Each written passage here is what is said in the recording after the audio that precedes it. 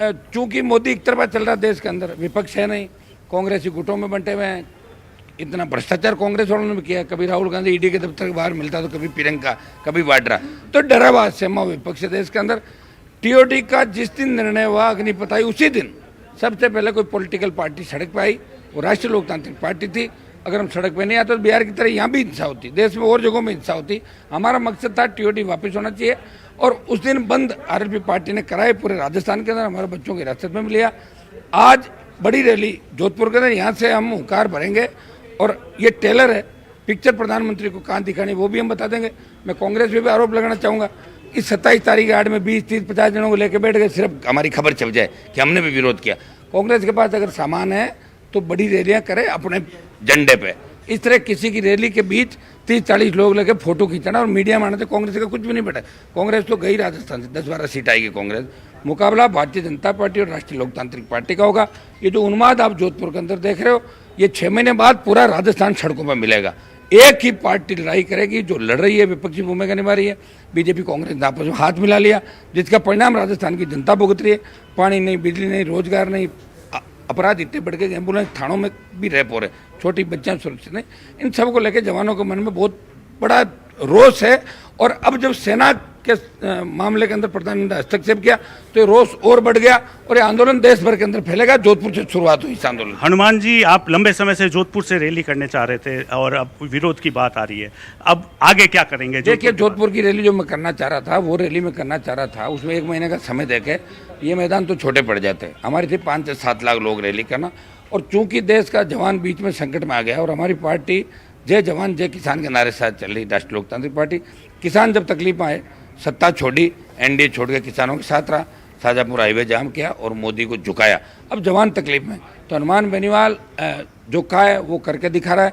जवानों के साथ लड़ाई लड़ूंगा। जोधपुर की ये जो रैली है, ये तो अचानक जो टीओडी अग्निपथ आया उसके विरोध में हमने जोधपुर रैली इसलिए भी करना चाहिए, यहाँ सेना भी है, यहाँ बीएसएफ भी है, एयरफोर्स भी है, तो जोधपुर राजनीतिक रूप से भी महत्वपूर्ण है। यहाँ से रैली करेंगे, अगला हमारा पड़ाव क्या होगा, कहाँ होगा, वो जोधपुर के रैली स्थल से हम तय करेंगे। जोधपुर में अशोक गहलोत भी है, गजेंद्र सिंह शेखावत भी है। देखिए, जो भी है, एक दिल्ली में है, एक राजस्थान में है। राजस्थान का जवान राजस्थान सरकार से परेशान है, और दिल्ली का किसान और जवान पूरे देश का वो दिल्ली की सरकार से परेशान है।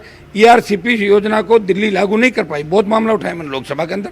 अगर दिल्ली सरकार चाहे तो तुरंत ईस्टर्न कैनाल परियोजना को राष्ट्रीय सिंचाई परियोजना घोषित करके उन 12-13 जिलों को सिंचाई का पानी मिल सकता है।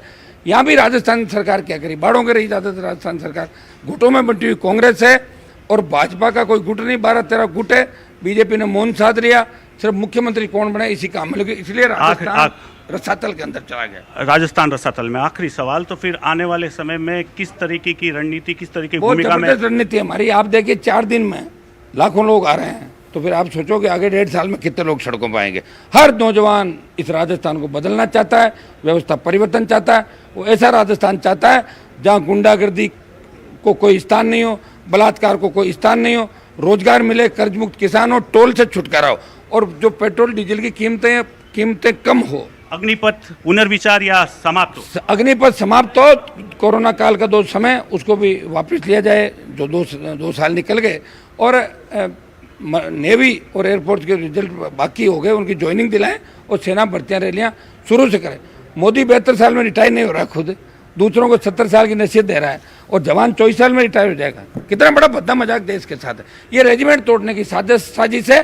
रेजिमेंट किसी भी कीमत में देश में नहीं टूटेगी, वही हमारा इतिहास है। बहुत बहुत धन्यवाद। हनुमान बेनीवाल जो मौजूद रहे, उन्होंने कहा कि ये देश तोड़ने की साजिश है, और किसान और जवान हमेशा लगातार तैयार है, और इस रैली के जरिए जोधपुर ही नहीं, दिल्ली तक भी रणनीति के साथ में सरकार को झुकाने के लिए मजबूर किया जाएगा। जोधपुर से कैमरा पर्सन शेर सिंह के साथ रंजन दवे, न्यूज़ 18 राजस्थान। तो आप हनुमान बेनीवाल को सुन रहे थे, और उनकी